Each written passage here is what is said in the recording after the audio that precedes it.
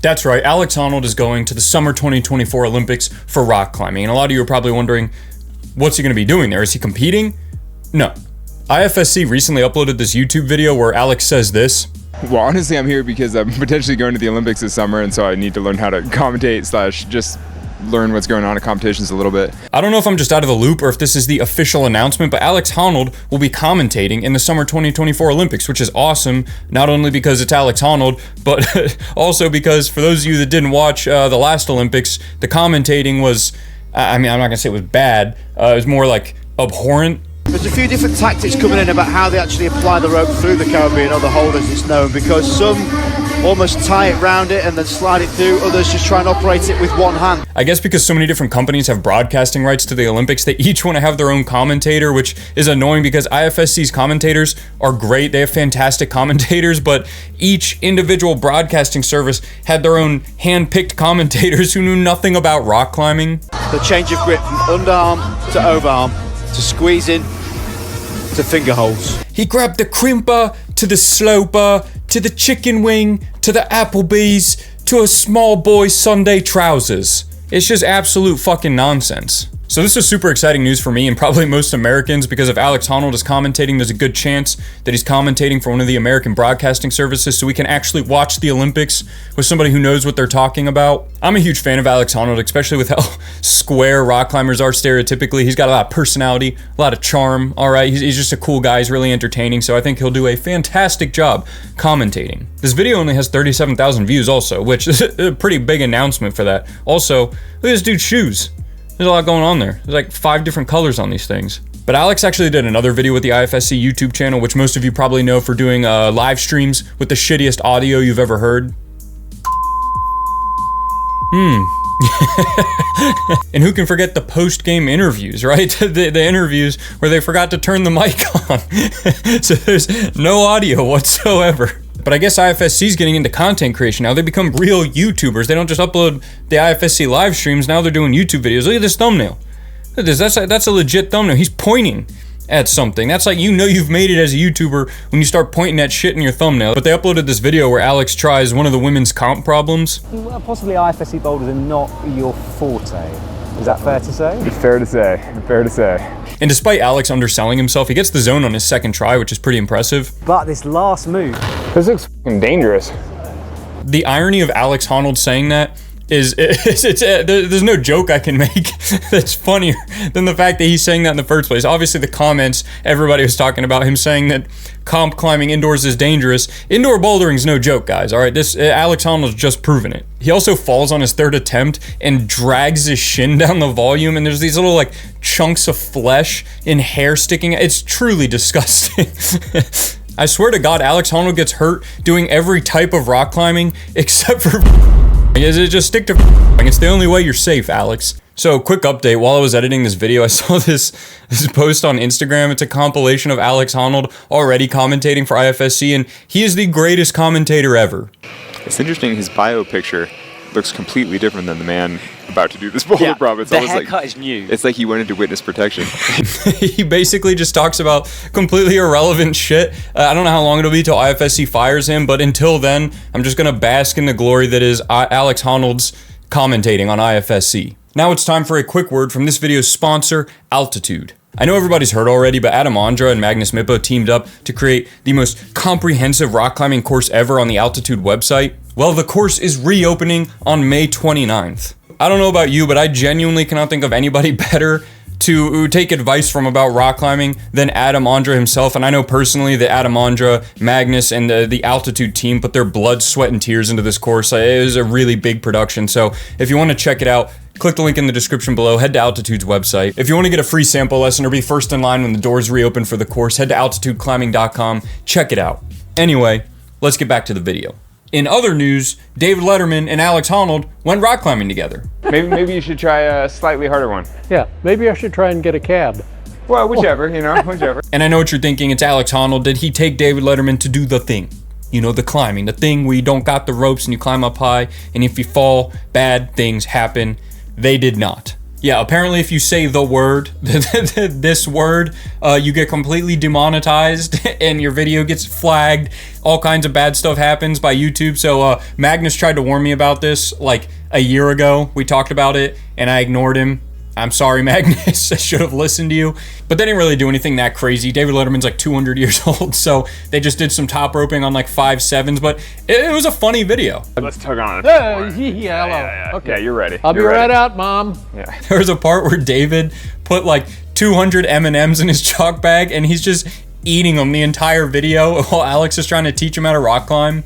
I don't know. It's not really news. I think David Letterman's pretty funny. All right, I'm a fan. But going back to the IFSC, there's some pretty big news going on right now. The IFSC has officially banned eating disorders. So if you don't eat, you get banned. So for those of you that don't know, eating disorders in rock climbing have been a problem for a long time. The basic thought behind it is if you weigh less, you climb harder, which kind of true. That's right. I'm part of the problem. But since this has been a problem for such a long time, a lot of people have come out and talked about it. A lot of really strong people, Emil Abramson and Adam Ondra both have talked about this in the past. Both of them basically saying the same thing, which is that when they started to eat more and they gained a little bit of weight, put on some extra muscle mass, just ate a healthy amount of food, they both got way stronger and actually were sending harder boulders. And I know this goes against the whole principle that I was just talking about, which is that being light is going to make you a better climber, but you have to understand that when we're talking about gaining weight for people like Emil and Adam, we're not talking about them getting a fucking beer belly, okay? They're not getting morbidly obese. They're gaining like 10, 15 pounds of pure muscle. But even with these notable climbers coming forward and talking about eating healthier and eating more food and stuff like that, a lot of pro climbers are still struggling with eating disorders. So IFSC has decided to drop the ban hammer. If you don't eat, you're banned. I'm not gonna lie, when I first heard about this, I thought it might be a bit of a problem because I don't know how you could determine if somebody has an eating disorder or not. Like, do you count their calories? Do you just look at them? Like, can you look at somebody and determine if they have an eating disorder or not? I mean, yeah, you can, but I don't know. What's the process here? Do you line everybody up before they come in and ask them what they had for breakfast? You had a banana for breakfast? Really? Only 105 calories? You're banned. What's that? You had a Pop-Tart for breakfast? What flavor? Cherry? Disgusting. You're banned. The new system underscores our commitment to the health of our athletes, stated IFSC President Marco Scalaris in a press release. The policy will not only help us determine which athletes are most at risk, it will also help raise awareness of the issue, provide help to those who need it, and ensure the rights of each athlete are protected. When I read this for the first time, I was pretty concerned because I was like, you're not really protecting the rights of the athletes if you're telling them how much they have to eat, right? It's your right to eat as much as you want. But then I was like, all right, well, let's see. I mean, how strict are these regulations? They're not strict at all. So the first thing they measure is BMI, or body mass index, and for males 18 years or older, your BMI must be greater than or equal to 18.5. Now, if you're like me and you have no idea what BMI translates to, they have a calculator online that gives you like a rough translation, and I found that for a male who's 6 foot tall, which is how tall I am, you would have to weigh less than 137 pounds to be flagged by IFSC. On top of that, the other two things they check for are resting heart rate, which has to be at least above 40 beats per minute, which is ridiculous, and your blood pressure. I guess I don't know what this means. I guess you just have to have not low blood pressure. Now, I'm sure it's obvious already, but I don't know very much about eating disorders or anything like that, but this was shocking to me, to say the least. I was going into this article thinking they were going to say if you didn't weigh at least like 180 at 6 foot, you were going to get flagged for an eating disorder, or they were going to be counting your fucking calories for every meal. Weighing less than 135 at 6 foot, or having a resting heart rate under 40 beats per minute, like that's got to be dangerous. That's my professional opinion. And on top of that, even if you get flagged for all three of these, you still get processed for further review. This doesn't mean you actually get banned. It just means you move on to the next step of the review process, which they have this whole fucking flow chart of how many things you have to like fail to fully just be abstain from competition. So it actually does seem pretty fair, and it does seem like a smart way to really like whittle, or what do you call it, find the people that really are struggling with severe eating disorders and give them the help they need. I was worried that normal people were going to accidentally get flagged. That was my big concern with this whole new policy, that like naturally skinny people, or people maybe that just don't eat a lot, or maybe just eat really healthy and don't get a ton of calories, would get flagged on accident. But with these criteria, you gotta have an eating disorder. There's no way you're failing this unless you have an eating disorder. They have this quote from Janja Garnbret where she says, "We have to ask ourselves, what kind of message do we want to send to others?" Garnbret said in an interview with the IFSC Summit, "Do we want to raise the next generation of skeletons?"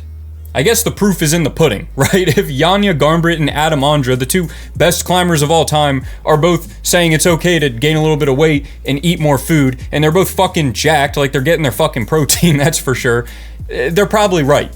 Anyway, moving on, I have a question for you guys. What were you doing at 11 years old? Is unfortunate. Wrong! You should have been rock climbing. That's right, 11-year-old Leo Blietner, I don't know how to say his fucking name, just sent Techno King a 514D. Am I the only one that gets annoyed when I hear stories like this? Like, you're 11 years old, kid. You're not supposed to be more successful than me. In the article, it says, after clipping the chains, a stunned Leo asked, have I sent it yet? Dude, this kid is a fucking giga chad. He's like, this is so easy. Is that it? This kid's on a whole nother level. He's the first 11-year-old to send a 514D, and it was so easy he didn't even know he did it yet. To prepare for the route, Leo says that his best training was just to climb. I tried that, Leo. Leo is currently in 5th grade at Waldorf school in some place somewhere. He's fucking Leo the legend. Climbed a 511. I can't even do a 511D. This kid's climbing a 514D. It's ridiculous. Anyway, our last story is kind of old news, but Brooke Rabatou just sent her first V16 box therapy because she's strong as fuck, and she proposed a downgrade to V15. And one of the reasons this is important is because Katie Lamb had just sent box therapy not too long before that, making her the first woman to ever send a V16. But now Brooke Rabatou saying, no, it's not a V16, you climbed a V15. Rabatou's decision to downgrade box therapy was based on several factors. Grades are tricky because they truly are subjective and can feel different for everyone, she writes. After chatting with my brother and others who have done the climb, I feel like V15 is an appropriate grade, especially if I compare it to some of the benchmark V15s I've tested. Rock climbing culture around downgrading is so odd to me. Like, I don't fully understand it. Like, everyone always tiptoes so much about downgrading something. Like, I guess you're worried about offending people who have sent it by saying you thought it was easier. Just say it, Brooke. That shit was easy, okay? That shit was too easy for you. You know what would really be funny is if Brooke ends up sending the first V16 as a female now, having taken that throne from Katie Lamb, and then Brooke goes and sends a V16. Then we're talking about a real controversy. That's a legit controversy. It'd be kind of funny though. Anyway, those are all of our news stories for this week. Pretty hyped about the Olympics. Olympics coming up. Alex Honnold's commentating. It's gonna be awesome. First time rock climbing's in the Olympics that it actually makes sense. So we get like a redo from last time. So we'll probably do something fun for that. I'll see you guys next time.